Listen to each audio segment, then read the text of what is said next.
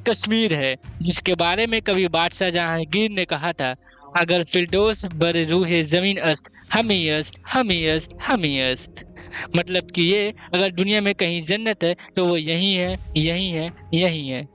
दोस्तों, इसी खूबसूरत कश्मीर के अंदर अनंतनाग नाम का एक जिला है और इसी जिले के अंदर एक छोटा सा गांव है जिसको हाप गांव के नाम से जाना जाता है। और इससे छोटे और खूबसूरत से गांव में बहुत सारे घरों के बीच एक घर सैयद हैदर का भी है। वैसे तो सैयद हैदर के घर में उनकी बीवी, उनकी 3 लड़की, उनके 3 लड़के हैं, मगर प्रॉब्लम ये है कि इस पूरे घर में कमाने वाला और घर को चलाने वाला सिर्फ और सिर्फ एक ही इंसान है, और वो है सैयद हैदर का सबसे बड़ा बेटा सैयद आदिल हुसैन शाह। सैयद आदिल हुसैन शाह अपने पूरे माँ बाप को सपोर्ट करने के लिए फैमिली में मौजूद तमाम लोगों की ज़िंदगी को आगे बढ़ाने के लिए हर दिन आगे कुछ किलोमीटर जाके एक मशहूर इलाका है, मतलब कि पहलगाम, वहाँ पर जाता है। क्यों? क्योंकि इसी पहलगाम के बिल्कुल पास में ही मौजूद है बेसरन वैली, आप कह सकते हैं बेसरन घाटी, जो कि इतनी ज़्यादा खूबसूरत है कि उसको पूरे इलाके में मिनी स्विट्जरलैंड भी कहा जाता है। ये कश्मीर की मोस्ट पॉपुलर टूरिस्ट डेस्टिनेशन में गिनी जाती है, जहां पर हमेशा ही देश विदेश से आए हुए लोगों का एक जमावड़ा लगा हुआ रहता है। अब यहां पर आदिल हुसैन शाह का काम ये है कि बाहर से आए हुए जितने भी लोग हैं जो कि इस पूरे इलाके को घूमना चाहते हैं, नेचुरल ब्यूटी का मजा लेना चाहते हैं, वो इनको घोड़ों में बैठाता है और फिर घोड़े की लगाम पकड़कर एक टूरिस्ट गाइड की तरह उनको घुमाना और चीज़ों के बारे में बताना शुरू कर देता है।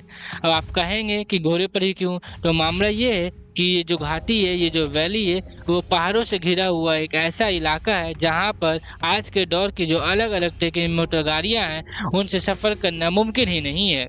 बल्कि अगर मुमकिन होती तब भी यहाँ की जो नेचुरल ब्यूटी है, जो कि कुदरती नज़ारे है, उनका मज़ा एक इंसान तभी ले सकता है जब वो पूरी तरीके से पैदल हो या फिर कम से कम किसी घोड़े जैसे नेचुरल सवारी पर बैठा हुआ हो।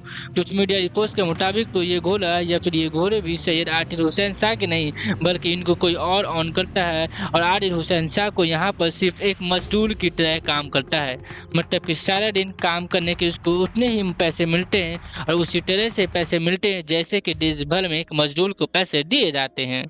मामला जो भी हो, कुल मिलाकर सैयद आदिल हुसैन शाह की इस मेहनत के बलबूते पर यह फैमिली लंबे वक्त से गुजर बसर कर रही है और सब कुछ ठीक ठाक ही चल रहा है।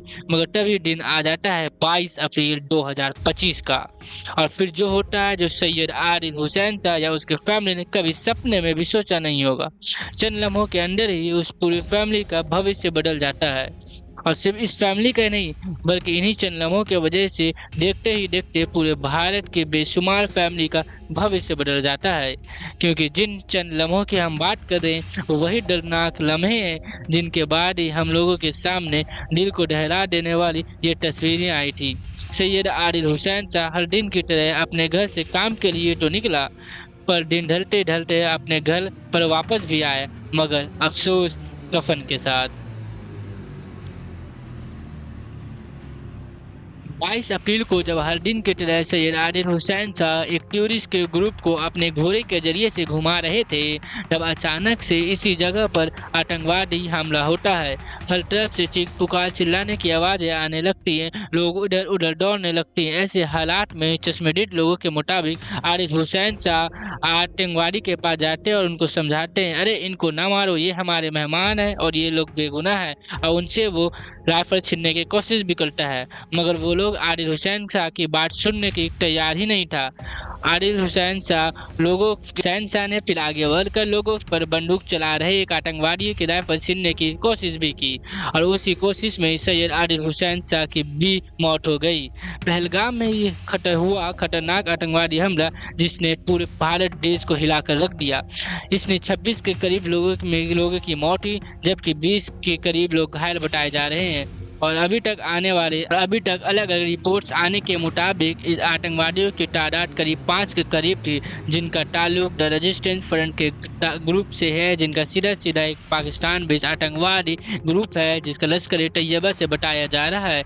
इस हमले में किसी बच्चे ने अपने बाप को खोया, तो किसी औरत ने अपने शौहर को, तो किसी बूढ़े माँ बाप ने अपने बेटे को खोया, और ऐसे ही बूढ़े माँ बाप का एक बेटा, एक कश्मीरी सैयद आदिल हुसैन शाह भी था, जवान, और एक घर में एक कमाने वाले इकलौते बेटे का जनाजा उठाते हुए एक बाप के घर में सारा मातम छा गया।